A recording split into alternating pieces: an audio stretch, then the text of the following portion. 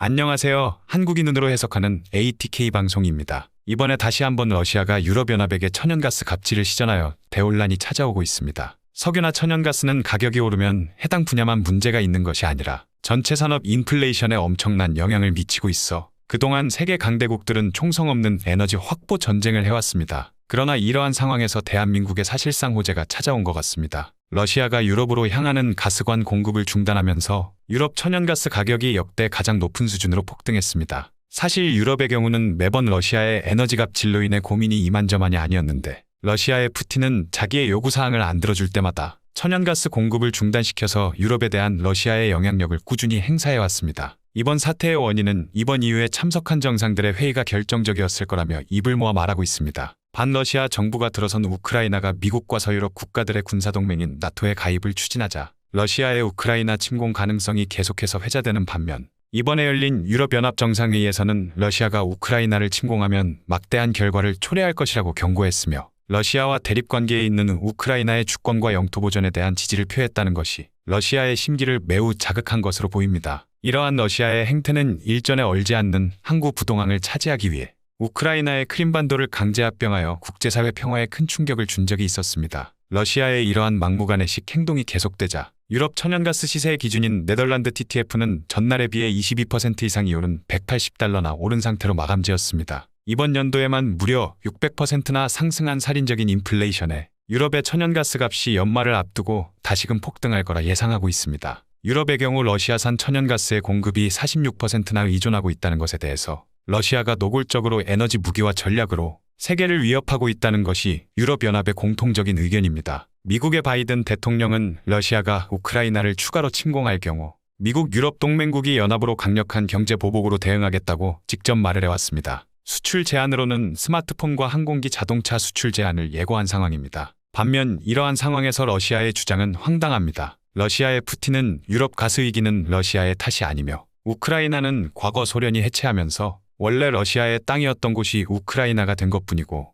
크림반도 사람들은 늘 우리 러시아인이라고 생각해왔다고 주장하며 유럽의 가스 공급을 끊었다는 사실도 없고 유럽은 최근 들어 짧은 계약을 하면서 에너지를 공급받았고 에너지를 안정적으로 공급받고 싶다면 러시아와 장기 계약을 체결해야 할 것이라고 사실상 미국의 유럽 천연가스 공급 계획에 대한 견제를 진행하였다는 전문가들의 평이 있었습니다. 한편 다른 입장으로는 독일 정부 자체가 러시아 본토와 연결한 우크라이나 사태에 대한 러시아 제재 조치로 노르트스트림2 가스관에 대한 가동 승인 절차를 중단함으로 발생한 문제로 볼 수도 있다며 자체적으로 저러한 조치를 할 시에 에너지 부족할 걸 알지 않았나? 하는 의견도 존재했습니다. 한편 CNN의 보도에 따르면 영국의 보리스 존슨 총리는 유럽연합은 우크라이나와 노르트스트림이 둘 중 하나를 선택해야 하는 상황이 심각하다는 의견을 밝히고 있습니다. 승인 절차가 재개돼도 최소 4개월은 걸릴 것으로 예상돼서 올겨울 유럽 내 가스대란은 피할 수가 없다는 겁니다. 국제 컨설팅 기업인 에너지어스펙트의 제임스 와델 분석가는 주요 외신과의 인터뷰에서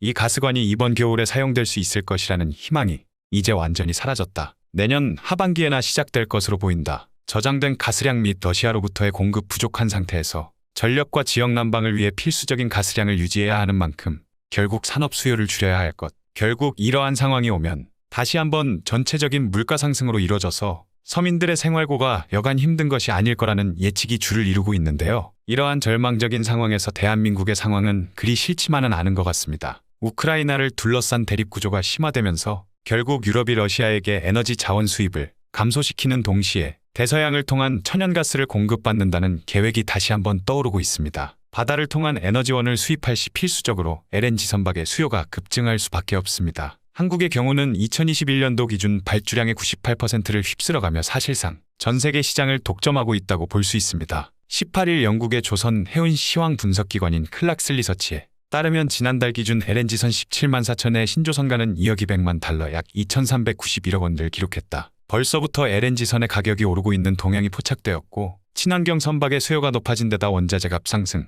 최소 2년 이상의 건조 물량 확보 등에 따라 가격이 오른 것으로 분석된다. LNG 운반선 및 추진선은 기존 선박유 대비 이산화탄소 배출이 20에서 30%가량, 황산화물은 99%까지 줄일 수 있어 친환경 선박으로 주목받았으며 아예 탄소를 배출하지 않는 암모니아, 수소, 메탄올 등의 연료를 이용한 선박이 상용화되기 전까지 강화된 환경 규제를 충족할 선박으로 각광받는 기술입니다. 하지만 LNG선엔 고도의 기술력이 필요한데 이러한 이유에는 LNG는 배로 나를 때 온도를 영하 163도 이하로 유지할 수 있는 저장 탱크가 필요합니다. 액체 상태인 LNG가 기체로 소실되는 양을 최소화하여 최대한 손실률을 줄이는 것이 가장 핵심이기 때문에 시장에선 가격 경쟁력보다 기술 경쟁력을 더 중요하게 판단하고 있습니다. 한국 조선사들은 LNG선 기술력에서 중국보다 우위를 차지하고 있다. 최근 5년간 LNG선 수주율만 봐도 매년 최소 70% 이상은 한국 조선사들이 가져왔다. 올해 들어서 지난달까지 세계 시장에서 LNG선 발주량의 98%를 한국이 수주했다. 뿐만 아니라 자국 발주율이 100%에 가까운 일본도 올해 9월까지 총 5척의 LNG선을 한국 조선사에 맡길 정도다. 이는 일본 국적 선사들이 한국 조선사에 발주한 전체 선박 11척의 절반가량을 차지하는 엄청난 수치를 기록하였습니다. 또 한 가지 한국에게 기회로 작용할 수 있는 일이 있습니다. 한 가지는 이러한 사태를 대비하기 위해 유럽에서는 소형 모듈화 원자로를 설치하여 천연자원에 대한 의존도를 최대한 줄이자는 의견이 계속하여 나오고 있는 상황입니다. 대한민국의 경우 9년 전 세계 최초로 소형 원자로를 개발하여 세계 최고의 기술이라며 모두가 기대했지만 안타깝게도 창고에 썩혀놨다는 소식이 들려오고 있는데 이번 기회에 세상에 나올 수 있는 기회를 얻었다고 합니다. 정동욱 중앙대 에너지 시스템 공학부 교수님은 우리나라가 그동안 소형 원전 분야에서 앞섰던 것은 사실이지만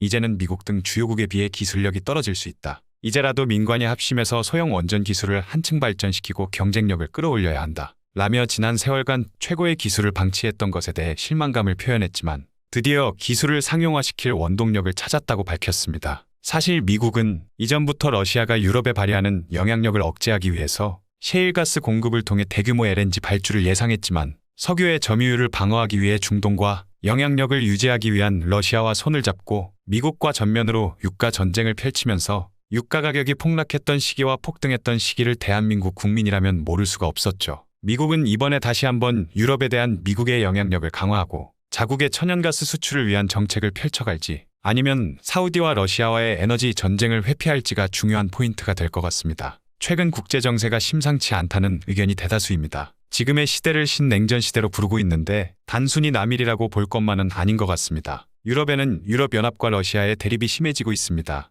단순 우크라이나와 러시아뿐만이 아닙니다. 우크라이나 바로 위에 폴란드와 벨라루스를 기점으로 유럽과 러시아는 군사적 개입에 들어간 상황입니다. 아시아에서는 중국과 미국이 대만을 두고 대립이 심화되고 있는 상황입니다. 중국이 대만에게 군사적 행동을 하려고 하자 또다시 미국은 인도에게 군사적 지원을 해주고 있습니다. 이처럼 강대국들이 전 세계 곳곳에서 대립을 이어나가는 중인데 대한민국은 과연 어떠한 움직임을 취해야 할지 심각하게 고민해봐야 하는 상황일 수도 있을 것 같습니다. 오늘도 시청해주셔서 감사합니다. 내용이 마음에 드셨다면 좋아요와 구독을 눌러주세요.